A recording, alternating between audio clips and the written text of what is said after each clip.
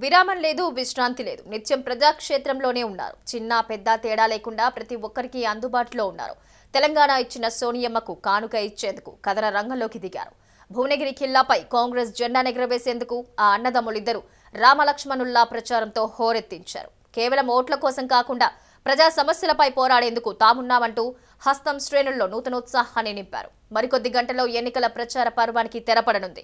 ఇప్పటి వరకు క్షణం తీరిక లేకుండా ప్రచారం సాగించారు కోమటిరెడ్డి బ్రదర్స్.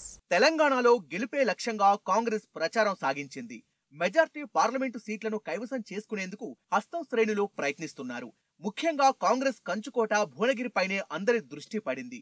మాజీ మంత్రి కోమటిరెడ్డి వెంకటరెడ్డి పోటీ చేస్తుండటం, Telangana publicity committee chairman Munugode MLA Komatireddy Rajagopal Reddy Bhuvanagiri Lok Sabha ఇన్ఛార్జిగా ఉండటంతో ప్రచార పర్వం యుద్ధాన్ని తలపించింది. ప్రజా సేవకులుగా కోమటిరెడ్డి బ్రదర్స్ కు పేరు ఉండటంతో భువనగిరి పార్లమెంటు పరిధిలోని భువనగిరి, నకరికల్, తుంగతుర్తి, మునుగోడు, ఆలేరు, ఇబ్రహీంపట్నం, జనగాం నియోజకవర్గాల్లో కోమటిరెడ్డి సోదరులు విస్తృతంగా పర్యటించారు. తమకున్న పాత పరిచయాలతో ప్రతి ఒక్కరిని కదిలించారు. దీంతో భువనగిరి లోక్సభ పరిధిలో పూర్వ వైభవం కోసం హస్తం శ్రేణులు కృషి చేస్తున్నాయి. వెంకన్న గెలుపు కోసం రాజన్న అన్ని తానై ప్రచారం చేశారు.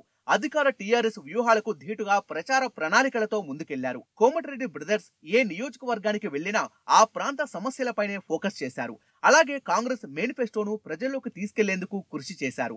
న్యాయ్ పథకం ద్వారా ప్రతి పేద కుటుంబానికి సంవత్సరానికి 72,000 రూపాయలు ఇస్తామన్న హామీని ప్రజలకు వివరించే ప్రయత్నం చేశారు. అలాగే తెలంగాణ ఇచ్చిన సోనియమ్మకు భువనగిరి పార్లమెంట్లో గెలిచి కానుక ఇస్తామంటూ ధీమా వ్యక్తం చేశారు. దళితుణ్ణి సీఎం చేస్తానన్న కేసీఆర్ మాటిచ్చి మోసం చేశారని మండిపడ్డారు కోమటిరెడ్డి రాజగోపాల్ రెడ్డి. ఉద్యోగాల పేరుతో యువతను మోసం చేశారని, డబుల్ బెడ్రూమ్ తో డబుల్ గేమ్స్ ఆడారని ఆయన మండిపడ్డారు. తాను ఎంపీగా ఉన్నప్పుడు భువనగిరి ప్రాంతాన్ని ఎంతో అభివృద్ధి చేశానన్నారు. ప్రశ్నించే గొంతు కోమటిరెడ్డి వెంకటరెడ్డి అని, ఆయన గెలుపుతోనే భువనగిరి పార్లమెంటు నియోజకవర్గం అభివృద్ధి సాధ్యమని కోమటిరెడ్డి రాజగోపాల్ రెడ్డి తెలిపారు. కోమటిరెడ్డి వెంకటరెడ్డి గారిని గెలిపించి బహుమానంగా పంపించాలా వద్దా? అన్నం పెట్టిన తల్లికి సున్నం పెట్టదు కదా. ఇది ఎంపీగా ఓడిపోయిన తర్వాత కూడా 10 కోట్లు పెట్టి దాదాపు మహిళలకు వృద్ధాశ్రమం కట్టించిన మాట వాస్తవం కదా. ప్రశ్నించే గొంతు దమ్మున్న నాయకుడు కావాలి కదా మీకు. మరి కోమటిరెడ్డి వెంకటరెడ్డి తెలంగాణ కోసం మంత్రి పదవి త్యాగం చేసిన వ్యక్తి మా సోదరుడు. 20 ఏళ్ళు అక్కడ పనిచేసింది మా ఎమ్మెల్యేగా. ఇప్పుడు నేను మునుగోడు ఎమ్మెల్యేగా గెలిచిన. మరి మీరందరూ అనుకుంటే భువనగిరి గడ్డ మీద కాంగ్రెస్ జెండా ఎగురుతారా? మన తెలంగాణ ప్రజల ఆత్మగౌరవం కోసం తెలంగాణ తెచ్చుకుంటే కొందరు చోటామోటా నాయకులు వాళ్ళ స్వార్థ ప్రయోజనాల కోసం మన తెలంగాణ ప్రజల ఆత్మగౌరవాన్ని కేసీఆర్ కాళ్ళ పెట్టింది కదా. మరి ఇప్పుడు కేసీఆర్ తో పోరాటం చేద్దామా? 2023లో కాంగ్రెస్ పార్టీ తెచ్చుకుందామా? భువనగిరి పార్లమెంట్ కాంగ్రెస్ అభ్యర్థి కోమటిరెడ్డి వెంకటరెడ్డి ప్రచారానికి ప్రజలు బ్రహ్మరథం పట్టారు.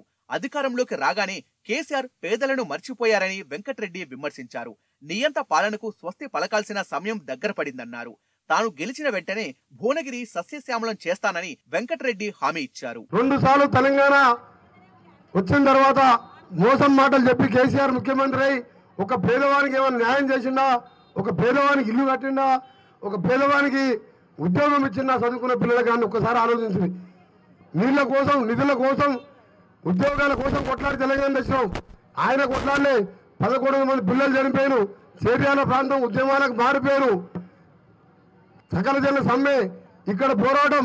నాలాంటి వారు మంత్రి పదవి త్యాగం చేసి మా కాంగ్రెస్ పార్టీ నాకు కొట్లాడి సోనియా గాంధీ నొప్పి తెలంగాణ తెచ్చినాం. కానీ వచ్చేవారు కొడుకు, బిడ్డ, అల్లుడు ఆయన బాగుపడ్డాడు. అందుకని ఈసారి జరిగే ఎన్నికల్లో కాంగ్రెస్ పార్టీ అభ్యర్థిగా నన్ను ఎంపీగా గెలిపించి రాహుల్ గాంధీ గారు ప్రధానం చేసి కాంగ్రెస్ పార్టీ రుణం తీర్చుకోవడంతో పాటు ఈ చంద్రబాబు నాయుడు ఒళ్ళు దగ్గర పెట్టుకొని పనిచేయాలంటే నాలాంటి వారిని ప్రశ్నించే కొట్లాడే వారిని గెలిపించాలి. భువనగిరి కాంగ్రెస్ ఎంపీ అభ్యర్థిగా కోమటిరెడ్డి వెంకటరెడ్డి పేరును హైకమాండ్ ప్రకటించినప్పటి నుంచి హస్తం శ్రేణులు ప్రచారంలో దూసుకెళ్లాయి. నామినేషన్ల నుంచి నేటి వరకు ప్రతి ఒక్కరూ ప్రశ్నించే గొంతుకు కోసం అహర్నిశలు శ్రమించారు. మరి భువనగిరి ఖిల్లాపై ఎవరి జెండా ఎగురుతుందో చూడాలి.